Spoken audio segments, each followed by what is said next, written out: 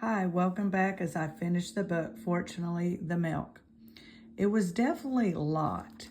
It had a huge padlock on it and a sign saying keep out on it in unfriendly red letters. There were also chains around it, a tape that said do not cross, and a handwritten notice that said for your convenience, please use another door. Escape was impossible. Also, we have depowered your time machine. I looked at the professor. His armored black flaps were drooping, and his tail was, well, not actually between his legs because Stegosaurus aren't made that way, but if they were, it would have been. We have been tracking your movements through time and space, and a large globally alien in front of a console with a screen on it. Now, see what happens when I press gunfold 4, said a particularly drippy alien.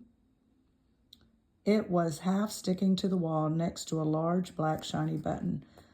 It's called a button, I said. Nonsense. We have it after our broad aunt, Nisi Grumfuladoffer, said the globby aliens. The particularly drippy alien pressed the black button on the metal wall with something that might have been a finger and might just have been a long strand of snot. Gross. There was a crackle, there was a fizz. Standing around us in attitudes of anger and irritation were several pirates, some of them black-haired people from the jungle, a very unhappy-looking volcano god, a large bowl filled with piranhas, and some vampires.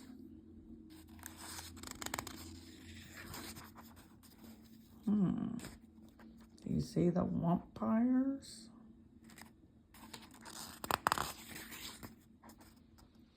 I'm not sure that I understand what the piranhas are doing, said my sister.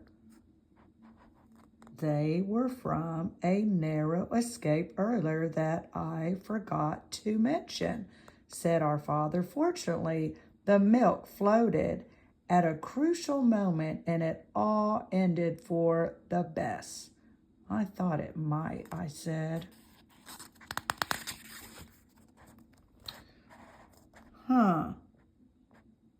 Oh, I said, prepare to be killhauled, you scurvy dog, shouted the pirates. Let us now sacrifice them both to Great Splod, shouted the men with shiny black hair. They stole my eye twice, rumbled Mighty Splod. Once those villains and warmits violently wound up, proclaimed a tall lady vampire with long fingernails. The piranhas said nothing, but they thrashed about it in their bowl anonymously.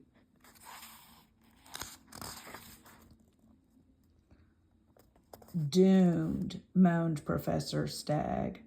We cannot escape. They have frozen us in time and depowered us. Even my mighty time machine can do more than open a small window in time and space, smaller than either of us could get through. But can we do it, I asked? Open a little window in time to our last location? Of course. But what good would that do? Quickly, I said, do it. Professor Stagg pushed the button on the box with the tip of his nose. There was a zump and a plimp, and a window opened in space and time, large enough for an arm to get through. I reached into it. Milk. I'll explain later, I said. Fate of the world at stake. I grabbed the milk from me 15 minutes earlier through the tiny space-time portal. You mean you must like milk a lot, said the globbly aliens. But that craving for lactic liquids will not make us take a pity on you or let you go and spare your badly designed planet. It should, I said. What am I holding in my left hand? The milk, they said. And what am I holding in my right hand? They paused. Then one alien, so green and small, and so globby and crested that he might have been an enormous snot bubble blown by an elephant with a terrible head cold, said, the same milk from 15 minutes earlier.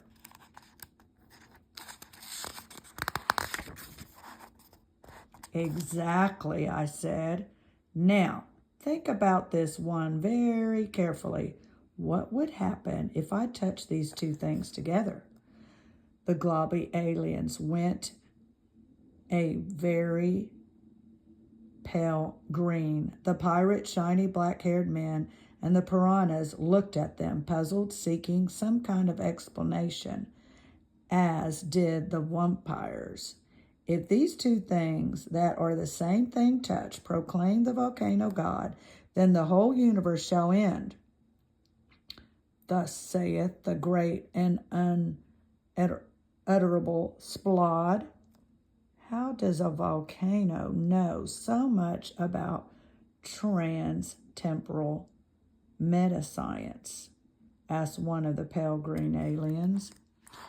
Being a geological formation gives you a lot of time to think, said Splod. Also, I subscribe to a number of learned journals. I coughed in what I hoped was an ominous sort of way. Well, I asked what he said, admitted the green globby aliens, the bit about the universe ending. So I told them, unless you wish to spend the rest of your lives in a universe that no longer exists, you had better return things to the way they were and then go away. The aliens looked at each other. They grinned at each other. One of them pressed Grundledorfer.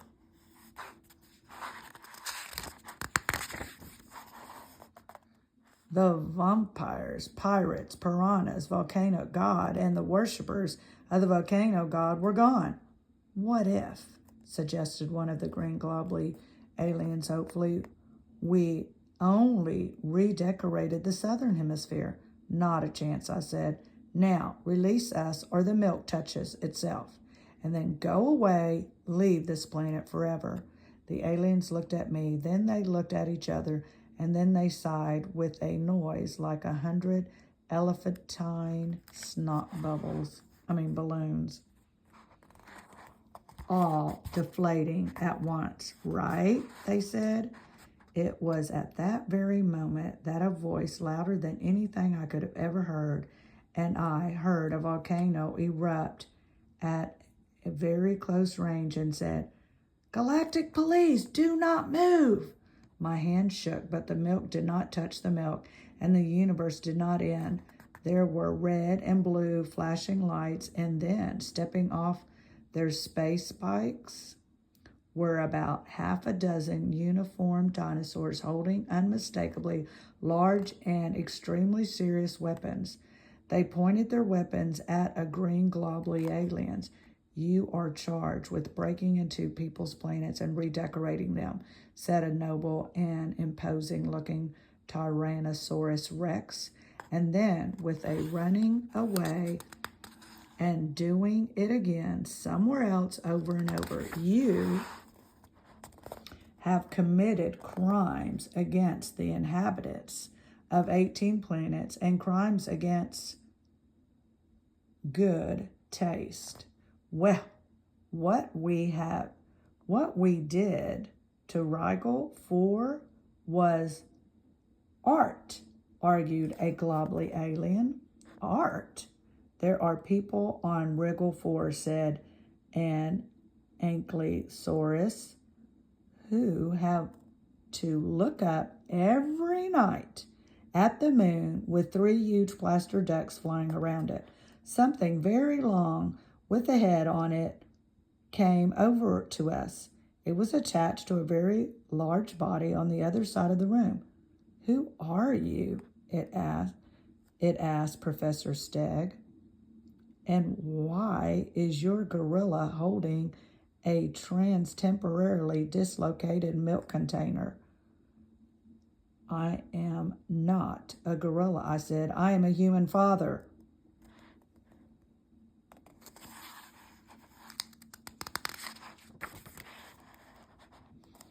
The human is holding the milk in order to make these evil, redecorating snot bubbles go away and stop menacing this planet and us, said Professor Stegg.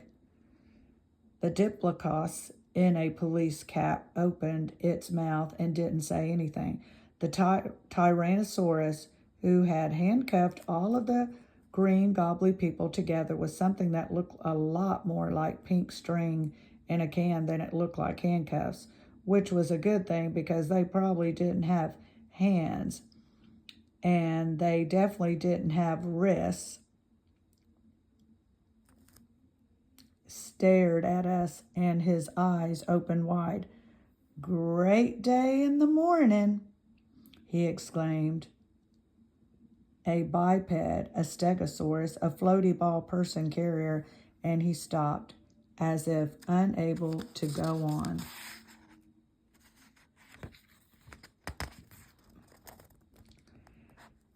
A petrodon flapped over to us, then landed at Professor Stegg's feet.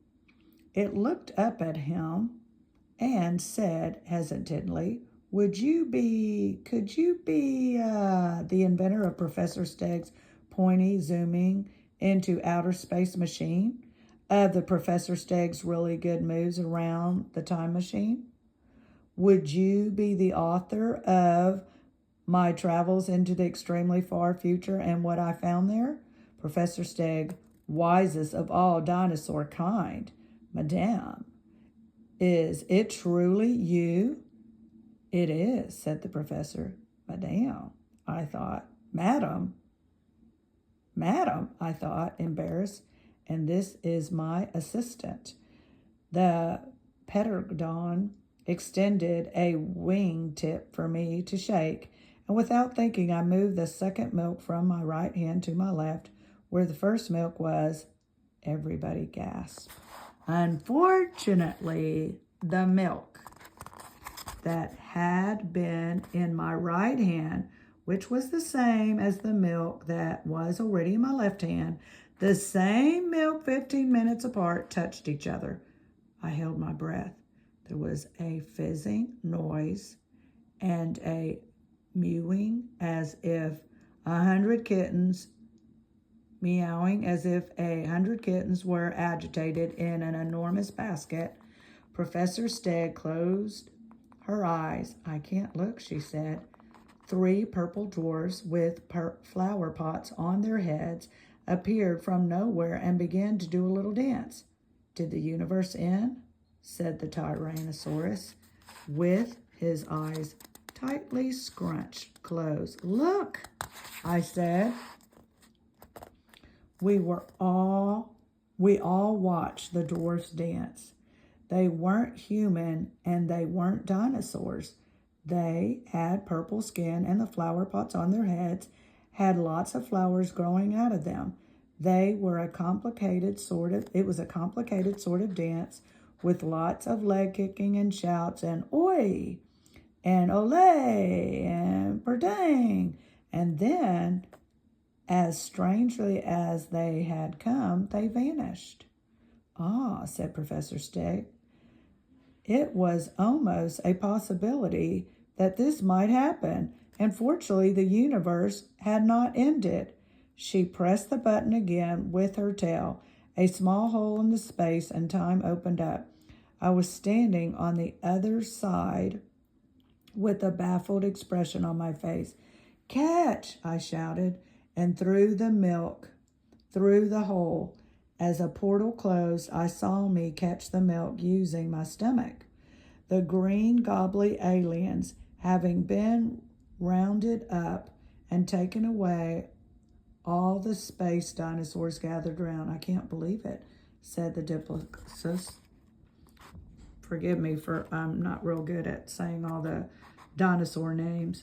Professor Steg, just like in the comics, the dinosaur who taught us that in the far future small mammals will eat their breakfast cereal with milk on it, inventor of the button.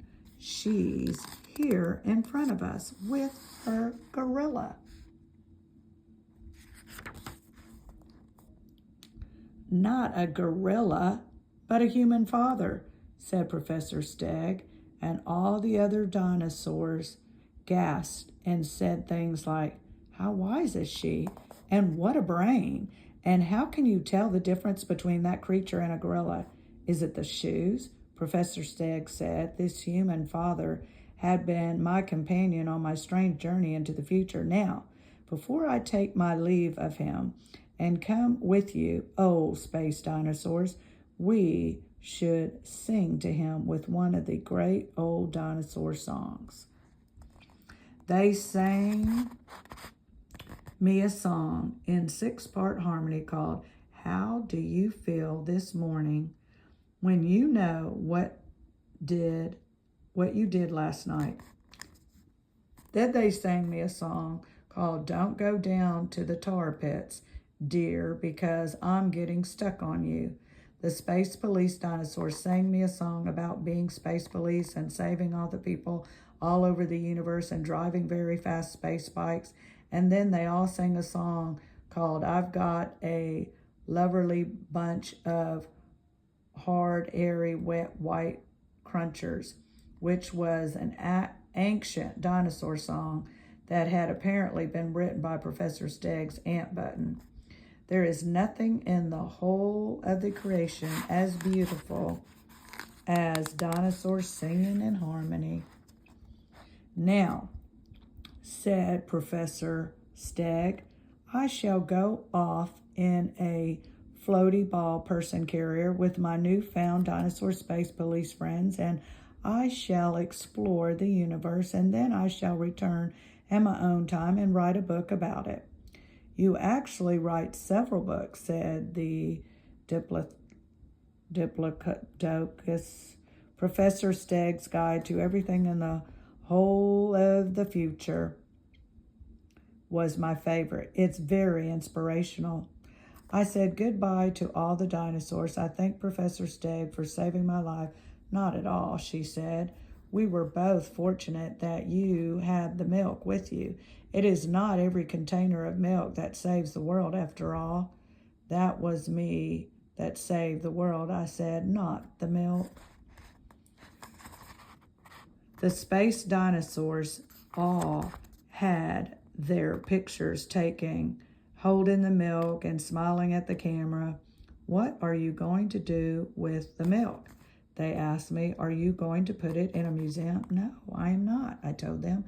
I'm going to give it to my children for their breakfast cereal, and possibly I will pour some in my tea. Professor Steg nipped back up the rope ladder and climbed into the gondola of her balloon, the last I saw of her, of any of them. The whole inside of the saucer was fading into the light so bright I had to close my eyes and look away. And then I was standing at the back door of our house, none the worse for wear. Fortunately, the dinosaurs had given me back the milk after they had their photos taken with it. So I came in, and here I am. What a imaginative story. That's what my dad said. I looked at my sister, and my sister looked at me.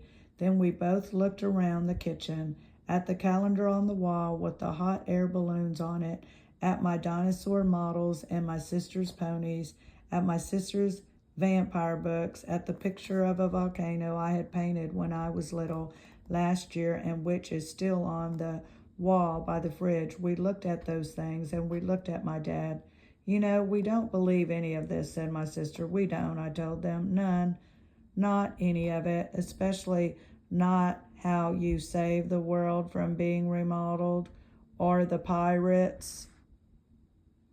So you see, you can get ideas anywhere for writing.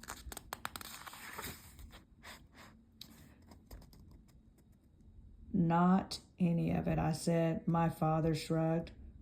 Suit yourselves, he said, but it was all true. And I can prove it. How? Yes, how?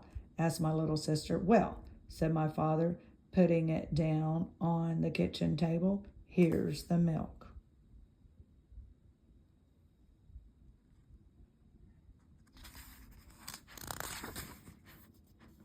And he went back to reading his paper. So it just proves you have a great imagination. You can write a fun, exciting, adventurous story yourself. And if you like that book, I'm sure you'll like more of his books. A Delightful Tale.